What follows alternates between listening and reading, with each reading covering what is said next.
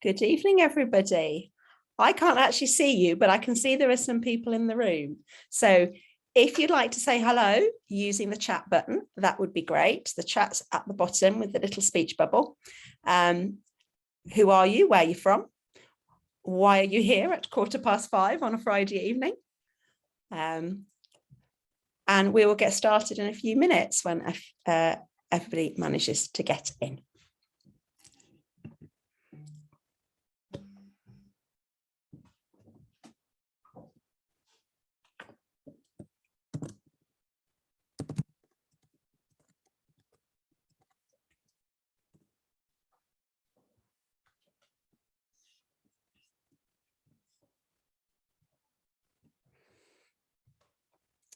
Oh, Fiona, I'm very jealous. I fancy a gin and tonic as well. Perhaps I should have got one before I started. I shall save that for 6 o'clock when I finished. I just have a good old glass of water. So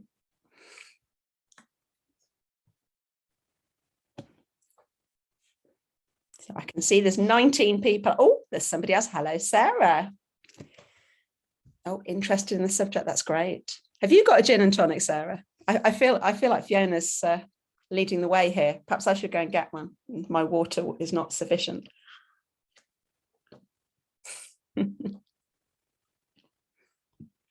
Oh, you've got a cup of tea, Becky. Well, that's good. We've got a drink. Just tea, Sarah's wine later.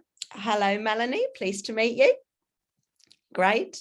Rose cider. Well, I can tell this is going to turn into what are you drinking this evening? Yes, I think when this is finished, I'll either have a gin and tonic. I am partial to gin and tonic, but I'm also quite partial to a glass of Prosecco. So we'll have to see. We'll have to see. So I'm just going to do that. Right. I'm going to give people another couple of minutes, another minute or so, I think. So if you haven't already introduced yourself in the chat and you'd like to, please do. Who you are, where you're from, what your interest in this evening's presentation is. Yeah, what you're doing here at 5:15, what you're drinking would be great. If anyone has any snacks, you want to share your snacks, that'd be great.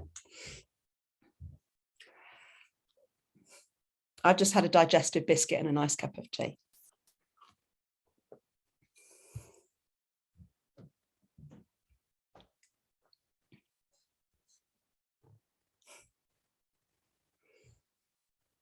Okay, I'm going to get started because otherwise I'm never going to finish in time. And it is a Friday evening, and I'm sure we all have stuff to be getting on with. So just before I start, can I ask you, please keep chatting. I will probably not be able to see the chat while I'm talking because it would distract me. But if you have any questions, at the bottom of your screen, you've got a Q&A button. If you would like to put your questions in there, if you have any, and then once you have put a question in there, you can vote up. If you keep an eye on it and people have put a question that you like, you can vote it up to the top so that at the end, I'm going to leave 5 minutes to answer any questions there are. The ones nearer the top are probably more likely to get answered if I can answer them. Okay, so other than that, I am going to get started. Oh, good evening. Oh my goodness, you're in Oregon and you're up very early in the morning. My goodness. I assume it's tomorrow then. So is Saturday looking good? Hope so. I hope so. Okay, it's very dark here. Right, let's get started then. Let's just make sure I click all the correct buttons. I need to share that. I need to share that. Excellent. Here we go. Anyone that joins from now on or hasn't introduced themselves, you are also very welcome to join this evening. Okay, let me find where my slideshow is. There we are. I'm just going to move my head out of the way because otherwise I can't see my slides and that is not good. Okay, so good evening, everybody. My name's Lisa Stevens and I am a primary language teacher and educator. I teach at 2 primary schools in the Birmingham, England. One is in the centre of Birmingham in a place called Handsworth. where our school intake is predominantly from India, Pakistan, Afro-Caribbean. And the other school I teach at is in Sutton Coldfield, where it is predominantly white British. So they're two very, very different schools. I started out teaching secondary school, but I really wanted, when I was a child, I wanted to be a middle school teacher. And that means a middle school teacher is someone that teaches from 8 to 12-year-olds. And whilst you teach all the subjects at school, you have a speciality. That's what I really fancied. But unfortunately, they did away with that in my area, just as I was getting to train. So I had to train to be a secondary teacher. I couldn't train to be a primary teacher with languages at the time.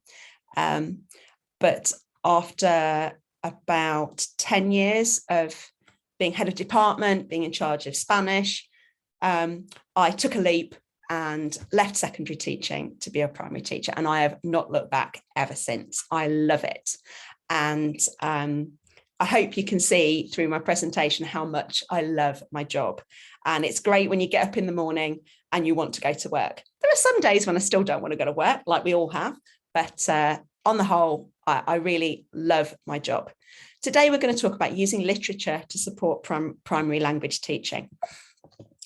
Oops, my slides aren't changing. There we go. And I thought we'd start off by looking at what the national curriculum says. Now, this is the national curriculum in England, and this is the statement that is at the beginning of the statutory guidance for Key Stage 2, that is children from 7 years old, and Key Stage 2 and Key Stage 3, so up to 16 years old. I'm aware that not everybody lives in England that's here, so I will try and remember to explain what any jargon I use means. So in this country, it's statutory, it's obligatory for children from the age of 7 to learn a language. And the purpose of the study says, it has a statement in it which kind of inspired what we're doing today, that children should be reading great literature in the original language. And when that originally came out, there was a little bit of concern. It's like, are we all expected to read, Proust in French and Dostoevsky and Cervantes and all these people? And there was a bit of, I'm not quite sure about this at Key Stage 2. Don't think so. But I also look in the purpose of studying. There are other statements that I think are important, looking at other cultures, fostering children's curiosity and deepening their understanding of the world. And I think expressing ideas and thoughts in another language. And I think those together with the statement about literature, if we just take a step back, and we'll think about what great literature is in a minute, if we take a step back, those things are important in tandem. Okay, and understanding and responding and communicating. So if we move on to the aims of the curriculum, again, we've got understanding and responding to written language from a variety of authentic sources. So now we've got great literature, but we've also got a variety of authentic sources. And if you read on, we've got the other, we need to be able to speak, we need to be able to write, and we need to discover and appreciate a range of writing. So we're moving away from just looking at that great literature. There's more to it than that. And Key Stage 2, again, these are the things that children should be taught from the age of 7 to the age of 11.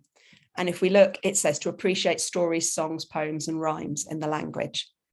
So that's kind of where I'm coming from in this presentation. I'm going to be referring to language learning from the age of 7 to 11 with a little bit of 7 to 8 at Key Stage 1. So that would be from 5 to 7, and even a little bit of 5-year-olds.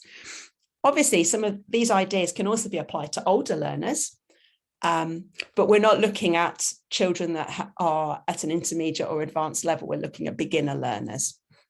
Okay, I looked up a definition of literature, and literature can be many things. It can be writings in prose or verse. It can be a body of writing on a particular subject, so scientific literature.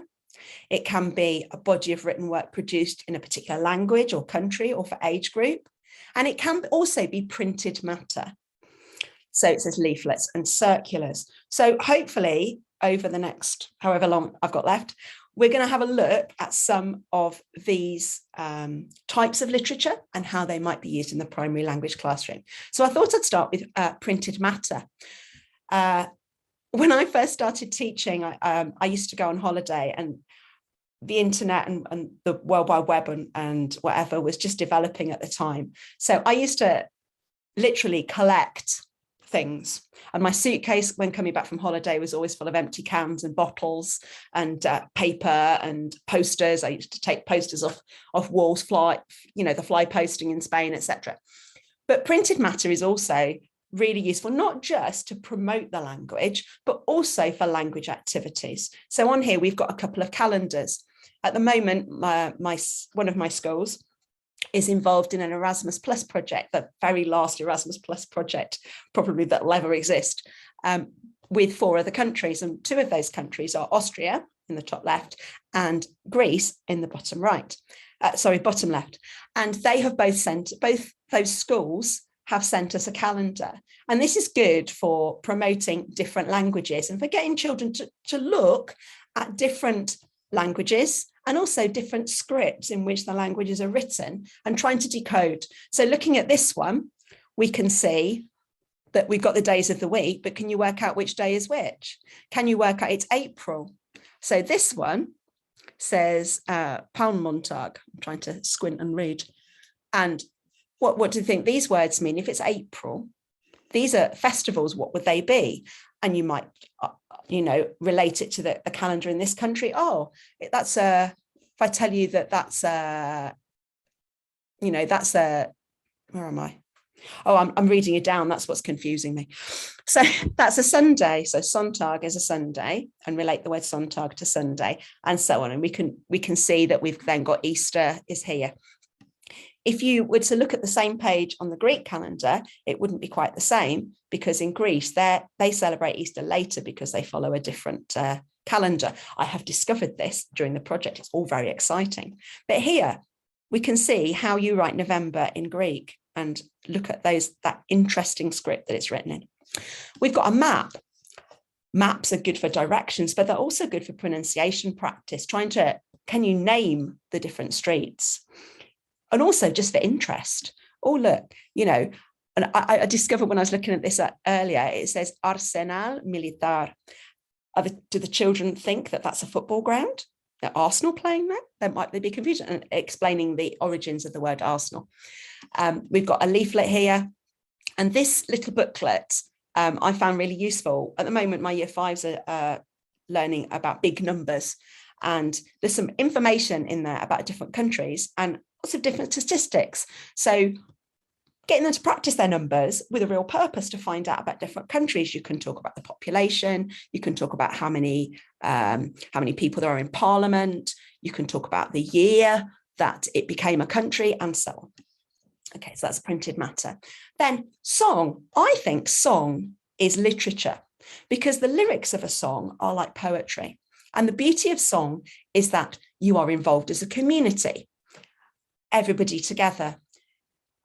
It's low risk. If you're singing and everybody else in the class is singing, there's 30 other children in the class, no one is going to be listening to you unless you're singing particularly loudly or particularly, strongly. Songs are very catchy. They're very good also to be used as background, as kind of like earworm, or as that relaxing music that you can listen to whilst you're doing something else. They're also good for starting and ending things, as I'll talk about in a minute, and they're really easy. If you can't sing, YouTube is a marvelous thing, and other, places where you can find music. So here I've got some examples of songs that I have found really useful in the classroom. We'll go round across the top. So the first one is a song that I use to indicate that a lesson is starting with younger children. I just play it. They know this is going to be the start of their Spanish lesson.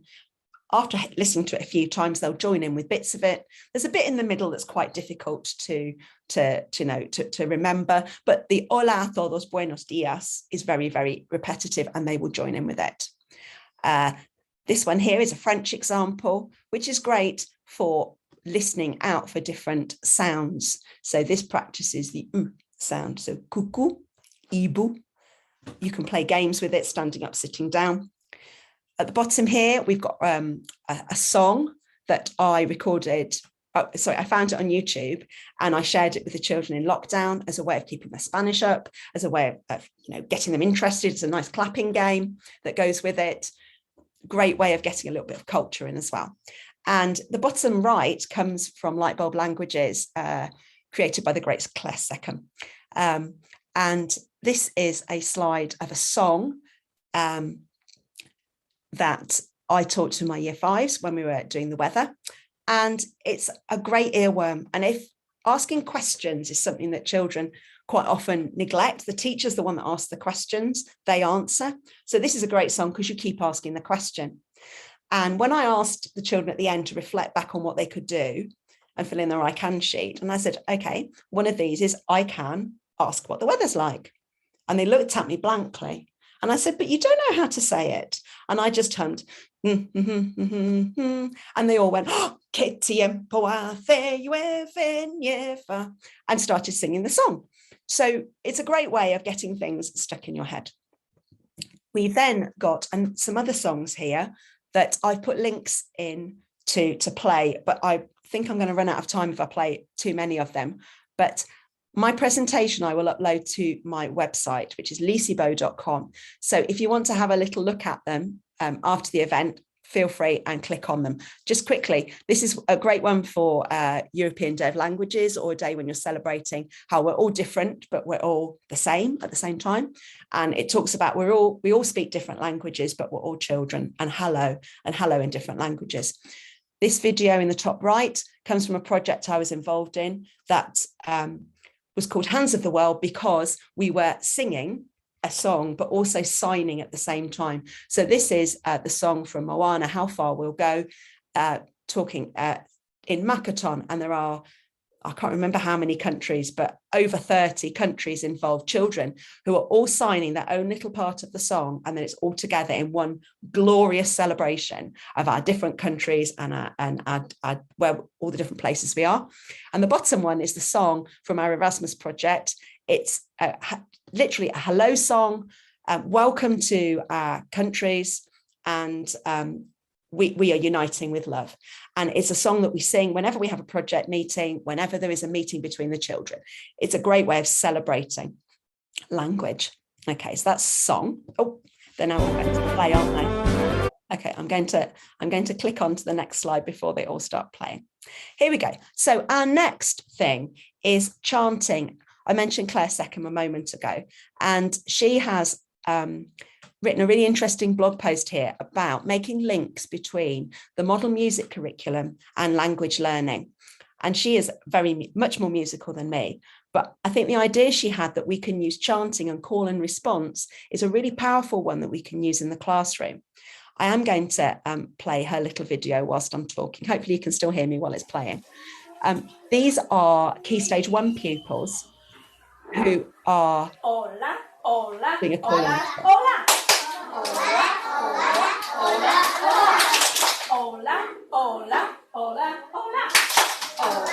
hola, hola. And as you can see, and well, as you can hear, you can't see, they are responding, they are copying, they are echoing, and they're working on keeping the rhythm, and the clapping as well is good to work on that. And as the children get older, you can add in different notes, and just thought that was a really lovely idea I wanted to share with you, and one that I'm trying to develop at the moment with my pupils. Okay, rhymes, moving on to rhymes. Rhymes are great. They have rhythm. They obviously have rhyme. They're quite often short and catchy. Sometimes they're linked to a game. So I shared this one with my children when they weren't able to come to school. So we had, what was it?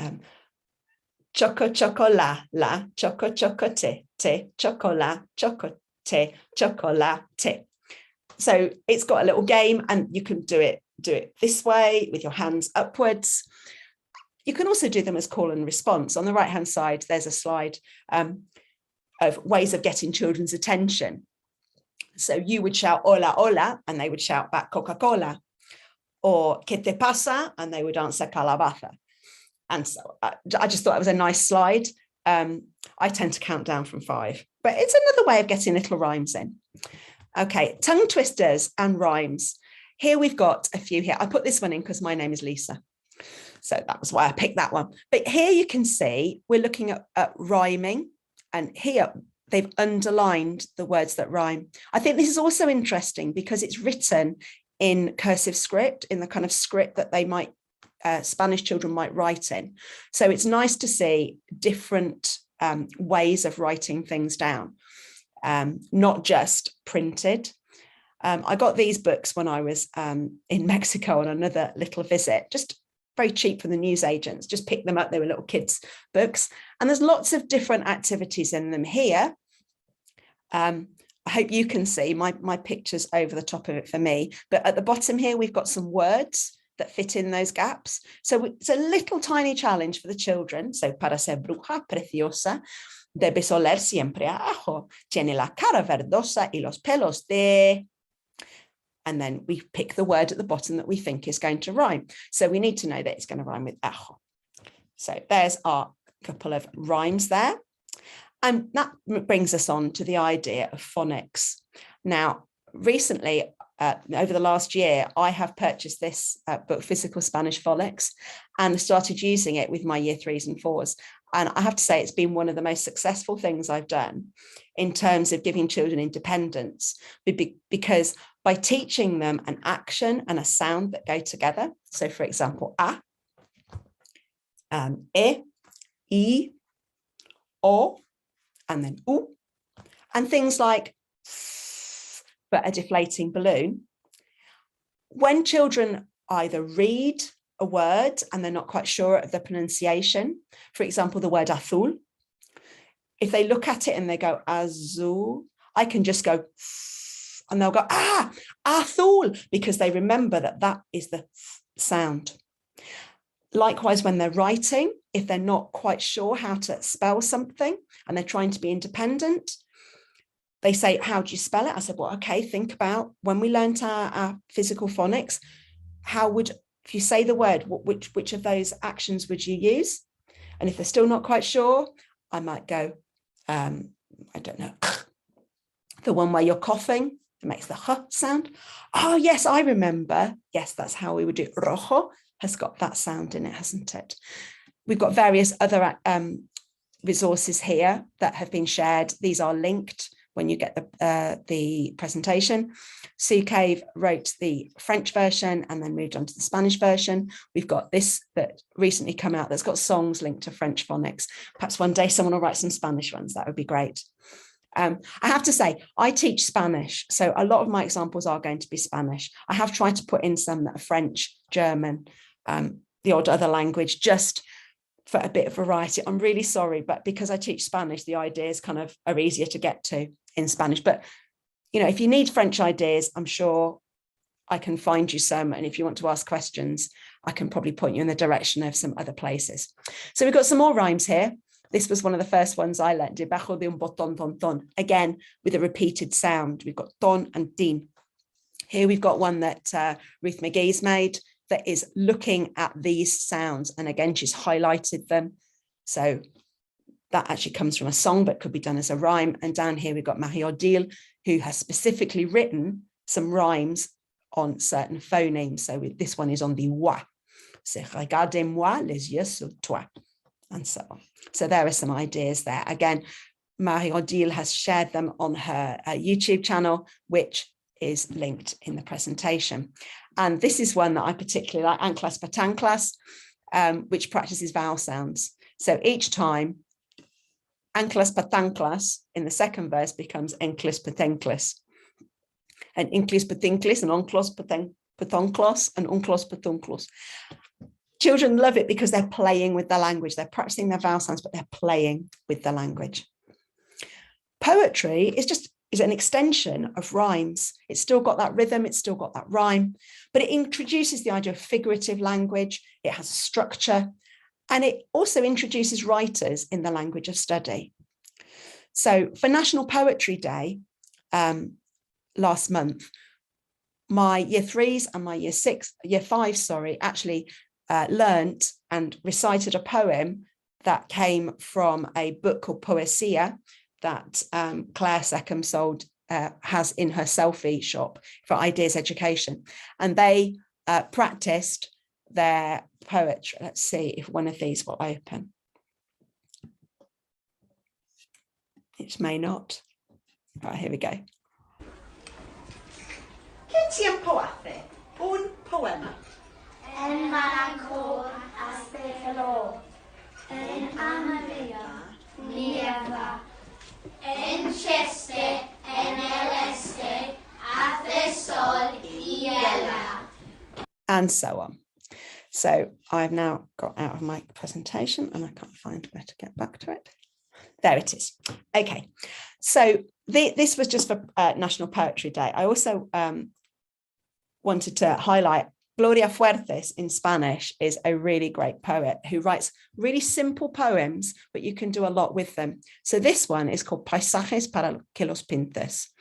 And in it, she's talking about pictures that are being drawn. El sol arriba, so the sun above, los nubes abajo, the clouds below, y en medio del trigo, and in the middle of the corn, un espantapájaros, a scarecrow. So each verse has arriba at the top, abajo underneath, and then en medio in the middle. So we're looking at prepositions, and you can do activities like this one I've got here, where you have to match the picture to the verse.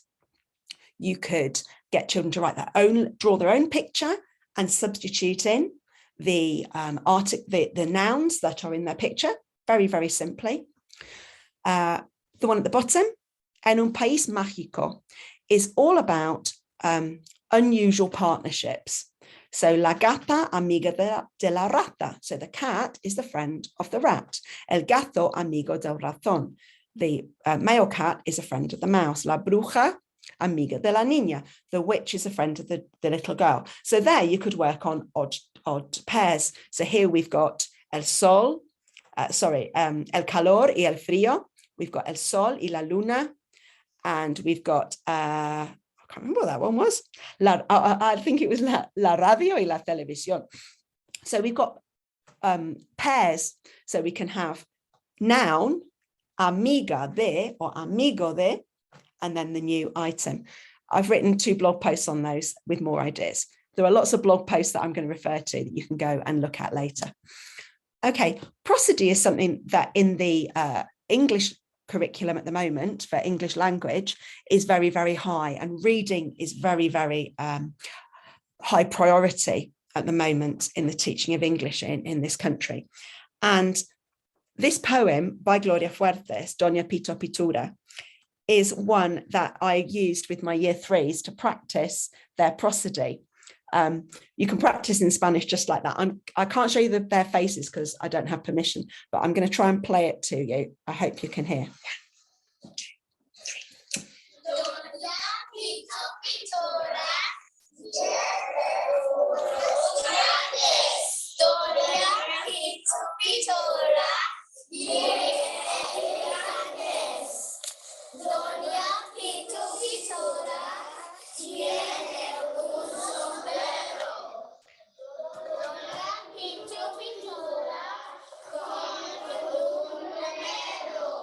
Okay.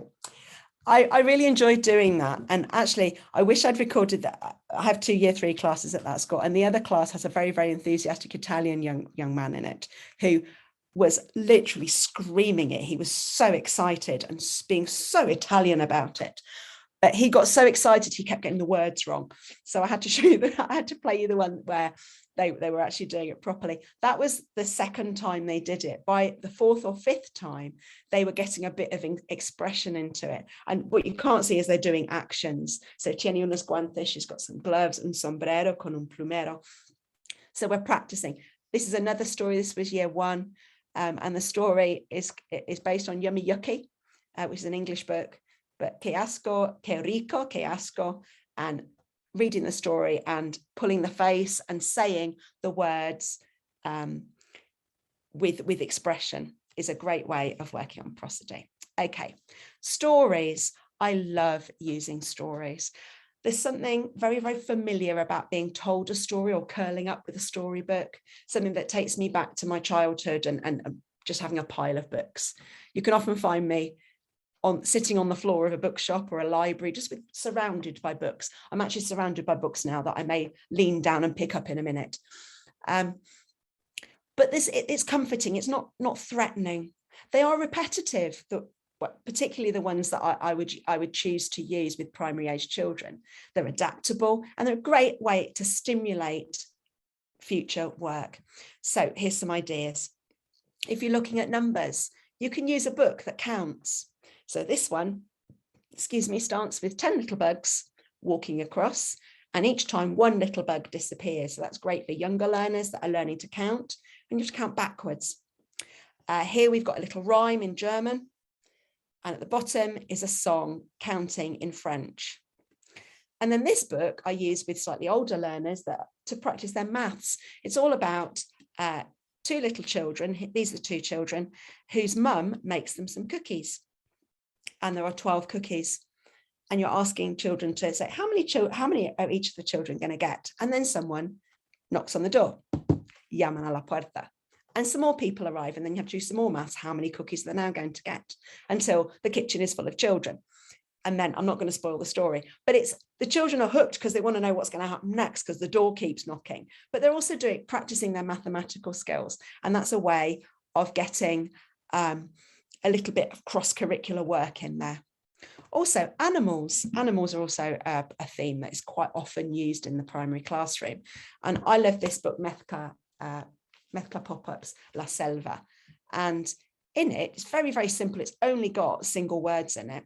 So you would have a page which has cocodrilo, and you can see it split in half.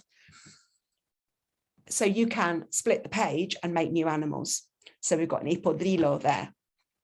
A way of using that in the classroom is making hybrid animals. So here we've got a couple of French examples. And actually, if I go on to the next slide, you can see here that one of my learners here has made using Switch Zoo. Using Switch Zoo have made a hybrid animal that has got the head of a lion, the body of a polar bear, the legs of a chameleon, and the tail of a fish. It's not a very good picture, I'm afraid, because I had to take it from Teams. Let's go back. A similar book that we could use for slightly older learners is this one, Carnaval de los Animales, where all the animals are invited to a party and they have to go dressed up, and they all go dressed up as different animals. So you can see there the cat is going as a crocodile and the sausage dog is going as a zebra. So it's another way of mixing animals, and another way of bringing a little bit of joy to your lesson, but with a purpose. Okay, using shapes. I'm sure lots of people are familiar with un triangle, un rond, or la pequeña princesa figuras. Great for introducing nouns and thinking of shapes, getting children to draw pictures with the different shapes. Here you can see we've made some faces. If you have a little look at this slide share, it takes you through the process of using this story that I wrote myself, Señor Cabeza Naranja. Basically, you start with a shape and you add new geometrical 2D shapes to make a face. You say hello to each part of the face, and then it goes away again. The slide share will give you the presentation for that.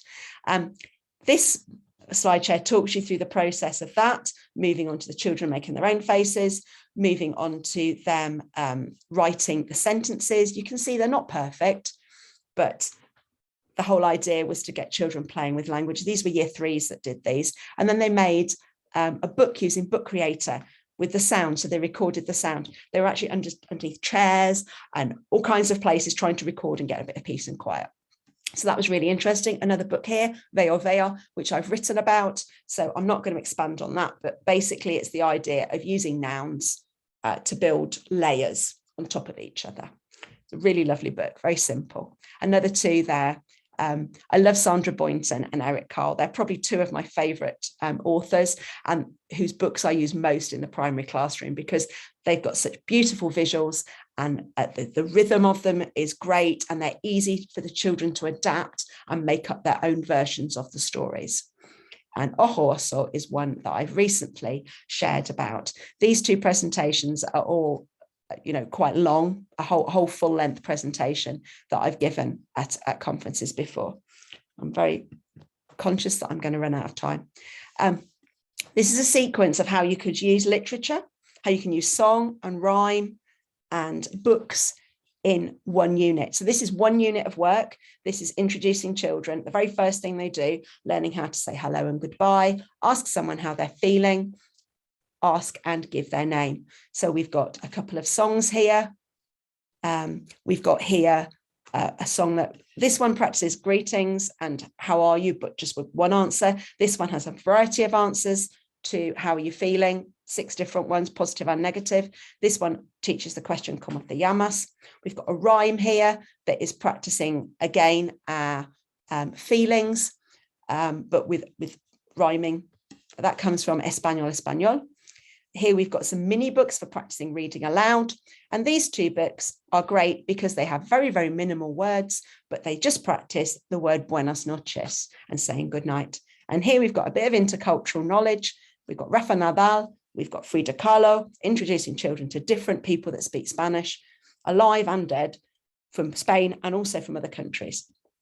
So that would be a sequence. And then I've got various books here. Tú, ¿cómo estás? Again, working on the idea of giving your feelings. Here we've got feminine and masculine. We could talk about how if you are female, you would be contenta. If Isaac was feeling happy, he would say contento. And likewise, if Marta was feeling asustado, she would actually say asustada because she's female. And then after we've looked at books, we can then respond to them. So this is a response to the story El Nabo Enorme. They've rewritten it as La Zanahoria Enorme. Here we've got a response to a poem, which was talking about colours, white like. Children have used I think in that case, it was a glossary because they did it at home, to make up their own poem of things that are white, black, red, etc.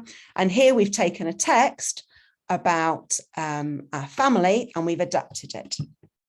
Okay, again, some more examples here. We've got a plate here that's based on the planets. Down here, we've got a sheet that was about animals and they have adapted it to talk about their own animal. The verb poder, this is a good book for that because each page has las sombras pueden and then a verb working on the verb poder, but also on verb infinitives, talking about those. And again, we've got an activity down here that was originally posted by Janet Lloyd from the Primary Language Network, which is all about snowflakes. What can a snowflake do? On copo nieve puede. And the children have used a bilingual dictionary and found 6 verbs about what a snowflake can do.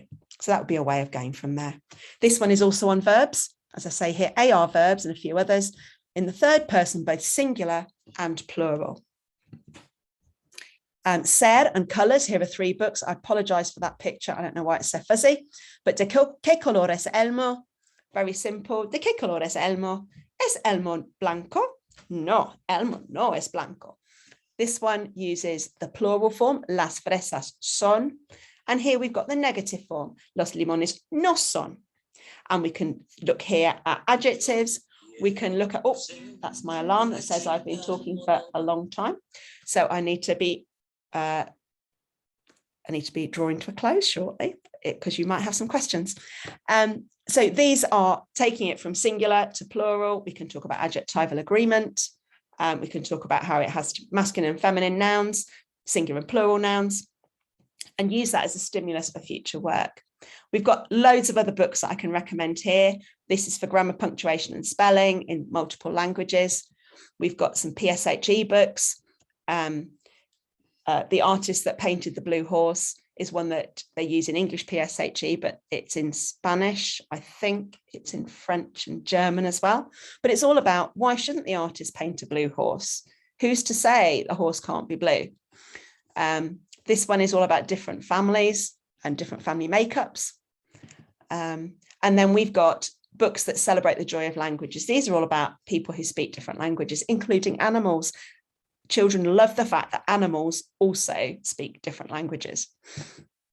We've got chapter books, and here I've written about how I used this book, La Maravillosa Medicina de Jorge, on World Book Day. I took one chapter, the chapter where George is making his medicine, and used it as a stimulus for the children to make their own medicine, using a scaffold with quantities and things they could make it out of, and making sentences, you know, so cinco clavos, and they put them in almost a little bit. You could adapt it to use at Halloween, perhaps, to make a witch's brew.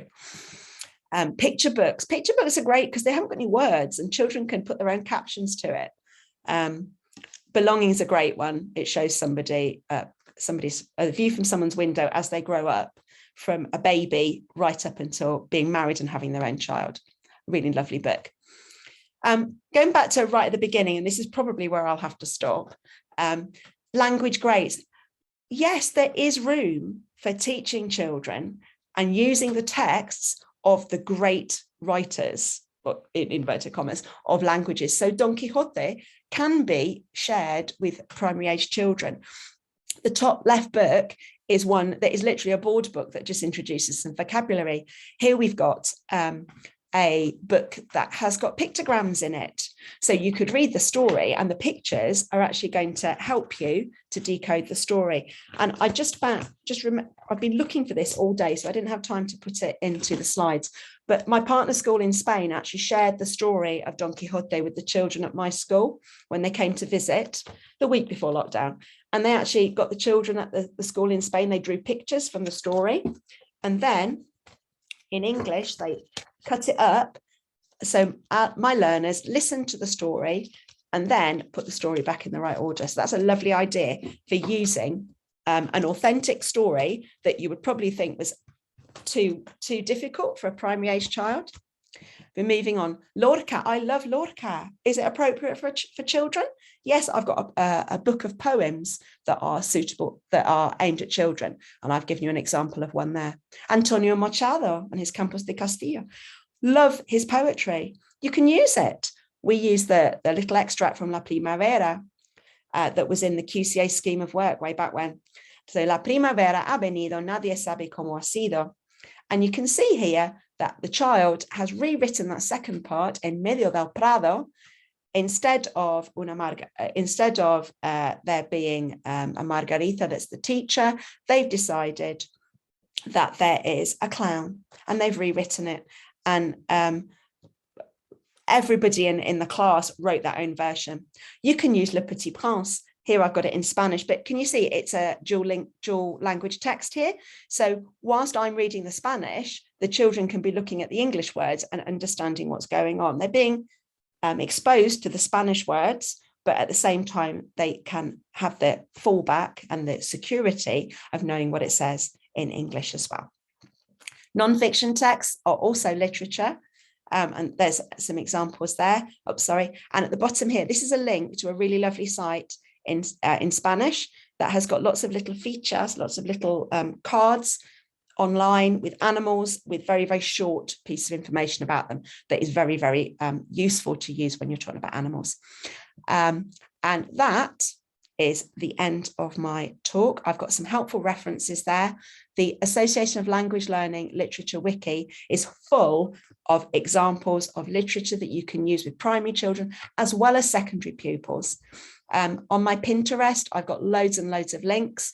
The link to that is there and will also be on the final slide. Loads of blog posts on my blog. And I also have a Google Docs, various Google Docs documents of all the books I have at home and what they're about. If you wanted to have a little look at that, you're quite welcome to have a look at that. But otherwise, I'm going to leave it there. I will leave that slide up. Those are my contact details. And my website is liesibo.com, and Pinterest, basically Liesibo. If you search Liesibo, you'll either get me, or I think there's an African dictator in history that was called Liesibo. So let's hope you get the right one. Okay, I'm going to stop sharing my screen now, and I'm just going to have a little look at the chat. Actually, can I do that while still sharing? I can indeed. No, there's no. Oh, Hello, Jenny. I'm glad. I really love using your resource. It is absolutely amazing. And like I said, it's made a real difference to the learning in my school.